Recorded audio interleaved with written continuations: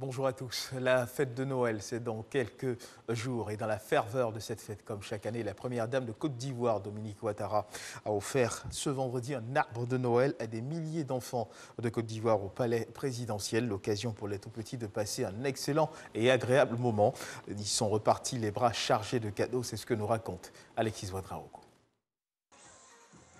Ils étaient un peu plus de 1000 enfants réunis ce vendredi sous l'arbre de Noël du palais présidentiel. Danse, jeux, récital et chants ont réjoui le cœur des tout-petits à l'invitation de la première dame Dominique Ouattara.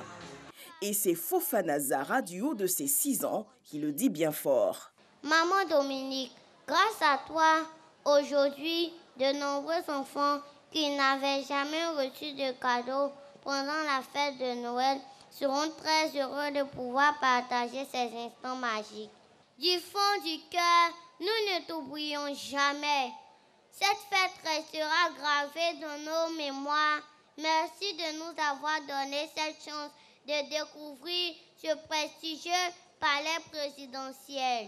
Pour la directrice de la fondation Children of Africa, ce sont un peu plus de 15 000 enfants qui recevront des cadeaux de la part de la fondation sur toute l'étendue du territoire.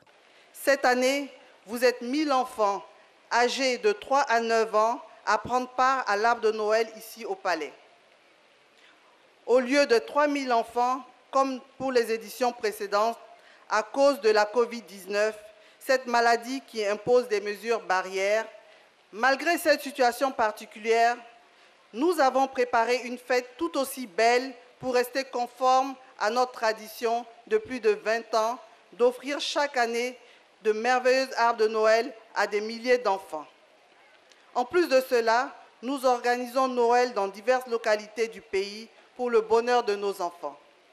La fête a pris fin avec l'arrivée du Père Noël qui a fait descendre du ciel de nombreux cadeaux pour le bonheur des tout-petits. Voilà, des tout-petits heureux. Sur le plan politique, le rassemblement des oufouettistes pour la démocratie et la paix, le RHDP, lui poursuit ses journées d'hommage à Amadou Gon Coulibaly, le Premier ministre, l'ex-Premier ministre. Dans la matinée d'hier à vendredi, le directeur exécutif du parti, Adama Bictogo, accompagné de sa délégation, est allé poser symboliquement une gerbe de fleurs sur la tombe du défunt Premier ministre. Il s'est par la suite recueilli, comme plusieurs autres cadres du parti, devant le portrait du défunt. Touché par cette démarche, la famille Gon Coulibaly a traduit sa reconnaissance aux membres du RHDP avant de les inviter à l'union sacrée autour du président Alassane Ouattara.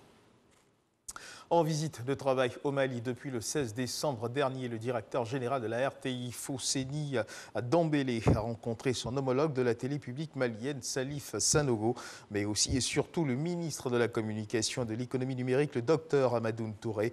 Au menu de leurs échanges, la signature d'un partenariat pour accélérer la mutualisation des ressources et services, le renforcement partagé des compétences techniques, entre autres.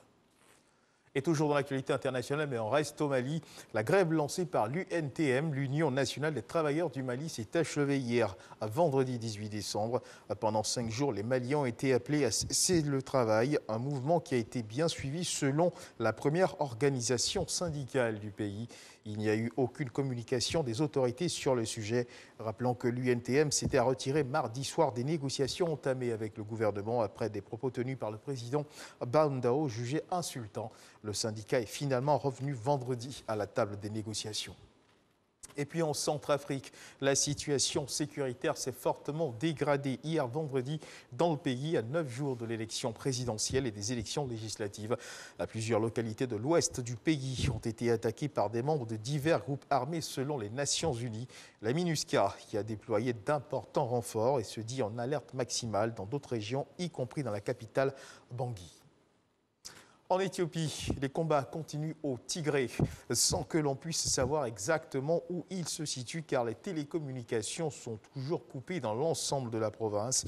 Cela fait désormais 45 jours que le Premier ministre Abiy Ahmed a lancé son offensive, une opération qu'il estime terminée bien qu'aucun des leaders du parti du Tigré n'ait été arrêté pour le moment. Et c'est sur cette information que se referme ce flash d'information. Je vous retrouve à 13 h pour le journal.